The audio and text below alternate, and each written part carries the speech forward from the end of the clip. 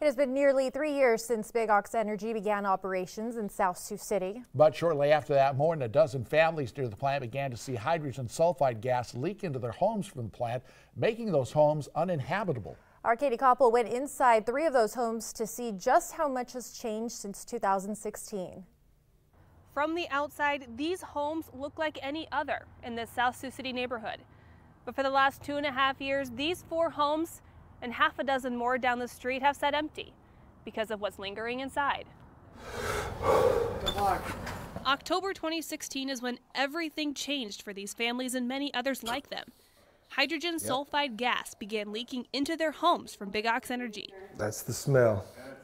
And the fact that it's cold and it's still not heated up enough, and you can still smell it and feel it. And the thing is, you'll feel it after you leave. Rob and Marie Baker own 4 affected homes. Jonathan Goodyear's home is down the street. When this started 2 years ago, you couldn't even get up by the door. Inside one of the move-in ready rentals the Bakers own, the smell of hydrogen sulfide lingers. It's a chemical odor. It's atrocious. 2 doors down sits the former home of Rob Baker's parents. Stepping through this door is like stepping back to 2016. Nothing has been touched since they left. The pictures, I mean, just everything is just, we walked out and left it all. The chemical smell in this home is still strong on the main level. I can tell there's more of a smell in here than there was in that other unit. But when you move downstairs, well, here you can look. Not only does the chemical smell grow stronger, you can see the basement's deteriorated. Along the back wall, you can see mold on the floor, and crawling up the basement wall, the back bedroom is similar. And in the storage room, See the pipes are black? That's new red copper. It's black. That was red, bright, shiny. Yeah. Down the street on Redbird Lane, Jonathan Goodyear's home sits empty, stripped to the studs after the city tried to eradicate the smell from the home. Yes, this is the home they stripped down and was going to use as the tester house, and then they sent us a letter threatening us if we did not do the test that Big Ox wanted, then they were going to walk away. So as you can see, they walked away. When all of this started in 2016, the Goodyears hadn't even finished unpacking yet. We had just bought the house. We lived in here a month and a half, so we didn't even have stuff on the walls yet. I guess, what are your thoughts just walking in here? My thoughts is they ruined our lives. They ruined my son's high school years. Mm-hmm.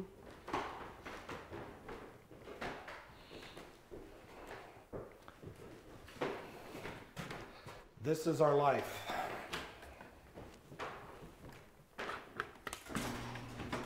If you were just looking at their home, you didn't know the story behind it, it looks like it's under construction, just being built. But for the Goodyears, This was my office.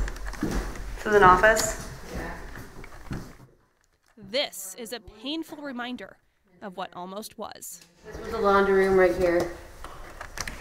This was like this one. This was my older son's room.